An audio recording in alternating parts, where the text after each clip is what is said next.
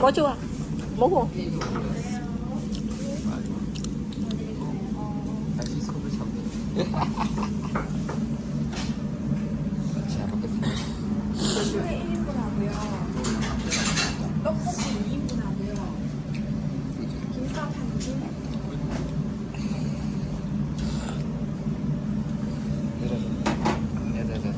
치킨은 오징어만 주세요. 오징어 1인분만. 네. A few moments later.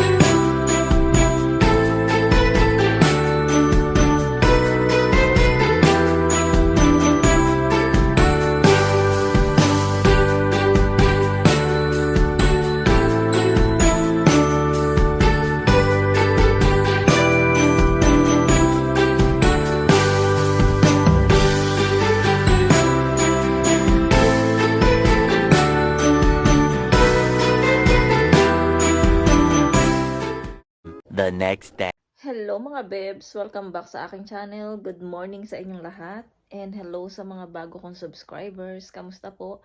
Maraming salamat po sa pag-subscribe sa aking channel. Ayan. Hello naman sa aking mga lumang subscriber.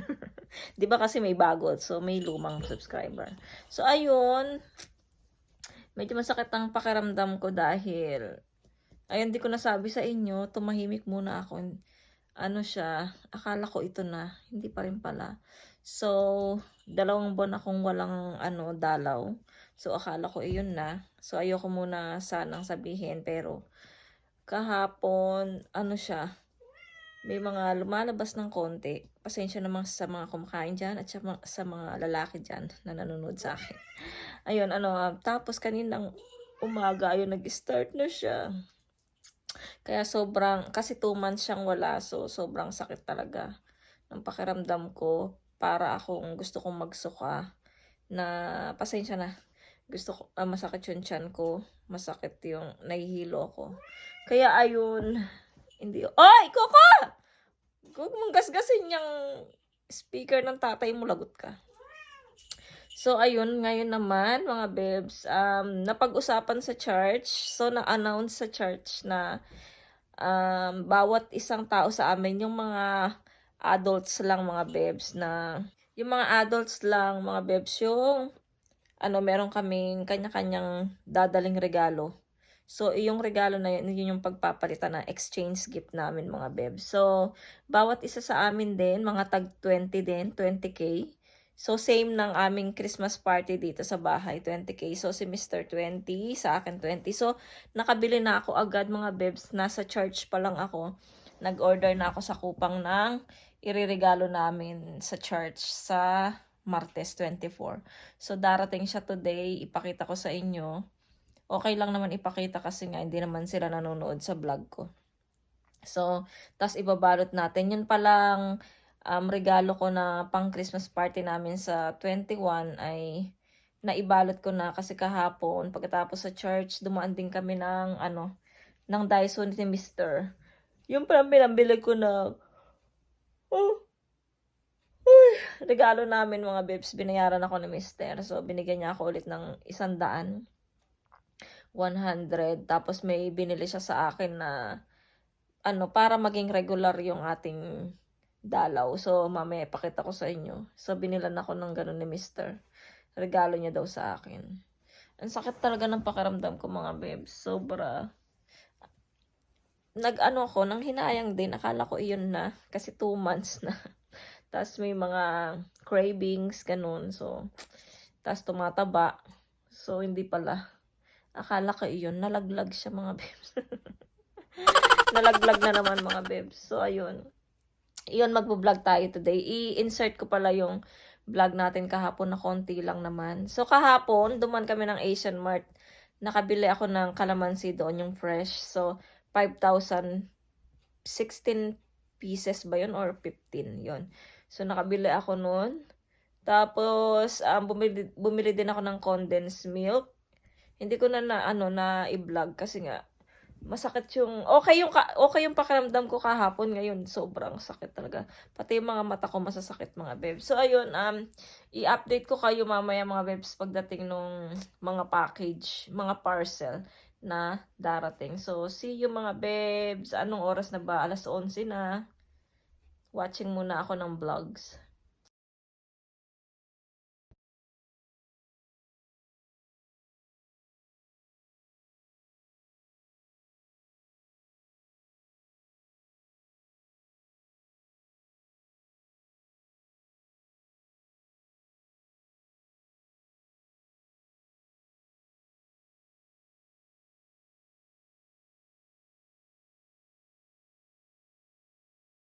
Two 2,000 years later.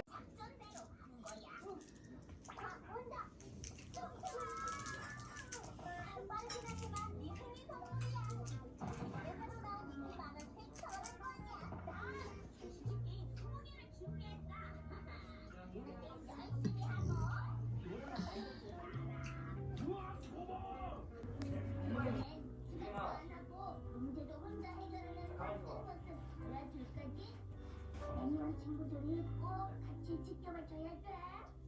그럼 우리 이뤄내면 Hello mga bebs, ngayon pa lang tayo ulit nakapag-vlog. Kaninang maaga nag-video tayo, diba? So ngayon, 6:30 na ng gabi. So nasundo na rin ni Marlene si Sujin. At ganun pa rin yung tiyan ko, masakit pa rin yung pakiramdam ko mga bebs. Ayan. At nandito na rin pala yung napamili ko. Ayan, i-unboxing natin. Tapos ito, kasi babalik ko na lang siya sa box para dito ko siya ibabalot. Ayan. So, pakita ko lang sa inyo mga bebs yung laman nito. Tanggalin ko lang yung address niya. Ayun, dumating si Mr. kanina. Binila niya ako ng soup. Pero, konti lang yung nakain ko kasi parang hindi tinatanggap ng tiyan ko. Wala akong ganang kumain mga bebs. Katulad kaninang tanghali. Konti-konti lang talaga yung kinain ko. At saka ngayong dinner, konti-konti lang din. Tapos, lumabas si Mr.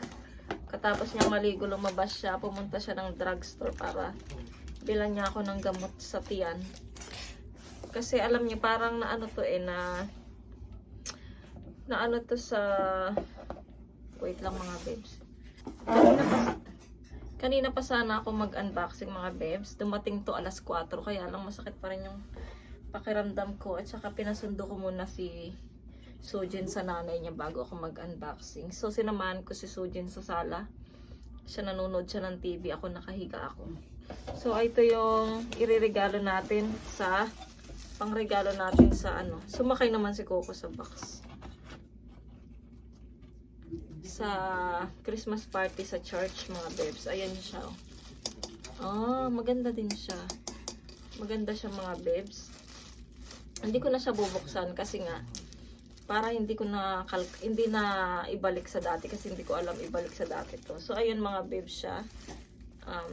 Kaldero. Ayan. Hoy! Kaserola pala. Kaserola ba to? Naku naman, si Coco, tignan nyo, nag-sunbathing na naman siya dito. Pag talaga may nakikita tong box, tinatalunan niya na agad. So, ayan, ibabalik ko siya sa box mga bebs para i-tape ko siya at ibabalot ko siya. So, bago dyan, tanggalin ko muna si Coco. Coco, hindi ka allow dyan. Gagamitin ko pa yung box na yan. So, ayan mga bebs. Ito naman mga bebs. Buksan natin yung na-tape ko na yung box. So, hindi na makakapasok si Coco dun. Ayan siya. Sa tabi ko. Ayan. Ito yung sinasabi ni Mr. na pang regular na menstruation. So, iinom ako nito sa isang araw, isang beses lang siya. Para lang siyang powdered na inumin mo lang siyang ganyan. So, choline inositol siya mga bebs. Ayan. Choline bitartrate. So, 1 stick per a day lang siya. So, 60 sticks siya. Ayan mga bebs. So, ito yon. Sana maging regular na. Dati umiinom ako nito. So, regular naman yung regla ko dati. So, na-stop lang ako mga bebs. Ayun. Tapos, ito tayo sa pangalawang regalo natin sa church. Masakit na naman yung tiyan ko. Ay, ito, dalawa. Ay, ito siya mga bebs. Dalawa siyang body lotion. Ayan, dalawang body lotion mga bebs. Ito siya. Ito ang iririgalo. Ito yung sa akin, lotion. Ito naman yung kay Mr. yung, ano siya, kasirola. Pakita ko sa inyo yung lotion. Ito naman, sakto siyang 20k. Ay, ang cute ng lalagyan niya. No, ang cute. Ayan. Hindi ko pwedeng buksan. So, aroma siya. Ayan mga bebs. Yung babalutin natin. Tignan natin later kung mababalot ko siya. Ayan siya. Tapos, ito naman mga bebs ay pang-apat na ba? Pang-apat na ano. Meron pa akong darating na parcel tomorrow. Mga bebs. Ay, ito. Para sa kusina ito mga bebs.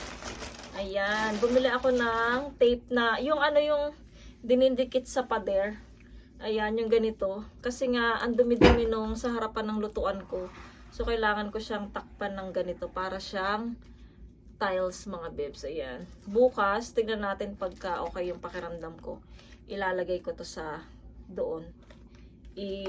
Ano tayo? Ano ba yon? Ano yon?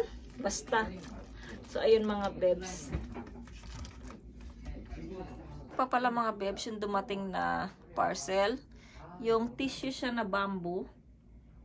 Sabi ni Mr. Ayaw na akong paggamitan ng wet tissue kasi ano daw yun, meron din siyang dust, yung wet tissue at saka yung isang tissue. So ito daw walang masyado, kaya okay lang daw ito gamitin ko. Yung wet tissue, pang punas ko na lang yun sa mukha ko. Ayan mga bebs. The breath of nature. Ayan. So ayan na mga bebs. Pahinga muna ako na masakit yun talaga yung tiyan ko. Mga bebs, ibalot ko na lang para matapos na. So, ito yung gagamitin ko, yung nagamit doon sa pang-party din namin sa 21. Sana maging okay na ako para matuloy yung party namin. Christmas party namin. Ayan, tanggalin ko yung tape. Si Coco nandito eh. Sa tabi ko lang. Ayan. Hindi ako marunong mga bebs, magbalot. So, hindi talaga ako marunong magbalot. Ay, tapos na pala. Ayun lang pala. Sobrang laki naman. Ayan. So, magbalot muna ako mga bebs.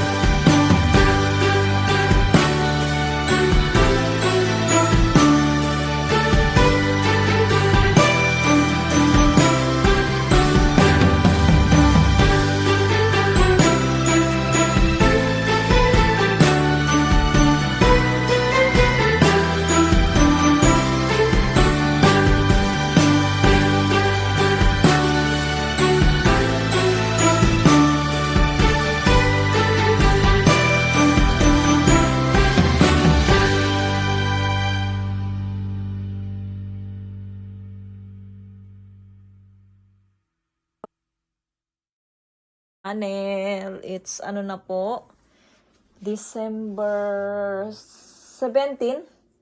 December 17 na mga bebs. Nagdidikit ako ng ganito. Yung, ayan. Kasi nga, napakapangit nandito natin. Kasi pagka nagluluto ako, tumatalsik yung mga mantika. So, minsan nalilimutan ko siyang linisan. So, ayun, dumikit na siya. Mahirap na siyang tanggalin. Kaya naisip ko, matagal ko nang iniisip yun. So, ayan. So, nakabili na rin ako. Nakita nyo sa unboxing ko mga bebs. Ito yun mga bebs. Nilalagay ko na. Ito lang ang nakakainis yung... Ito yung nagbabubble siya. Nakakainis ang pangit-pangit. Na-stress ako. Ayan. Pero dito, okay naman siya. Wala siyang bubbles. Dito lang talaga meron. Napakahirap. Si kay Yetchan. So, tinulungan niya ako. Ang pangit naman ang lagay. So, ayan. Dito pa niyan mga bebs. Hanggang dyan. Di pa tayo tapos. Kamusta naman sa aking kalagayan ngayon? Medyo okay na po ako.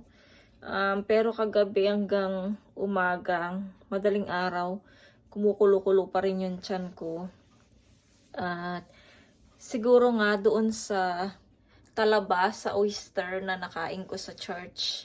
Tapos sinabayan pa nung kinabukasan yung to pinatlatin na hot siya.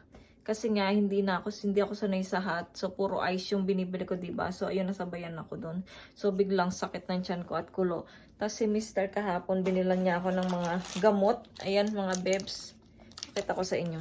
So ayan mga bebs, mga gamot sa tiyan. Tsaka ito. So nakainom na ako kagabi. Pinainom niya ako kasi kagabi bumili siya. Naglakad siya papuntang drugstore para bumili ng gamot. Tapos, ininom ko yung isa, tas kaninang umaga, ayan. So, isang araw, ito lahat inumin mo mga bebs. Medyo hilo-hilo pa ako, mga bebs. At gusto ko lang talaga matapos ito para wala na akong iisipin. So, nabalot ko na pala yung mga regalo namin, mga bebs, sa amin dito sa Christmas party, sa bahay, tas ito naman sa church. So, 3 lang yan, mga bebs.